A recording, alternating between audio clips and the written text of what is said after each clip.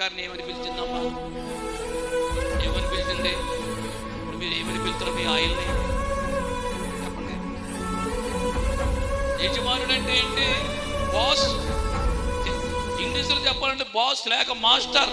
అబ్బబ్బా, ఎంత గొప్ప పేరు పెట్టిందండి భర్తకి. మీరు ఏం పెడతారు? మీరు ఏమయ్యా? ఎక్కడికి వెళ్ళావయ్యా? మనోళ్ళు పెడతారు పేర్లు. ఇప్పుడు ఇంకా కొత్త రకాల పేర్లు. మీరు లేరు భర్త ఒరే అన్నారు, ఈయుడు అన్నారు.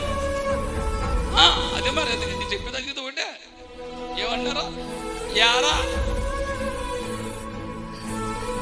ఇదంతా ఇలా ఇప్పుడు ఇలాగైపోయిందంటారా? శారమ్మ దగ్గర నువ్వు నేర్చుకోవాల్సింది చాలా ఉంది ఈరోజు. ఎందుకే అప్పుడు వయసు ఎంత? అబ్రహాం గారికి 97, 100 సంవత్సరాలు, శారమ్మ గారికి 90 సంవత్సరాలు. అంటే ఎంత తేడా? 10 సంవత్సరాల తేడా.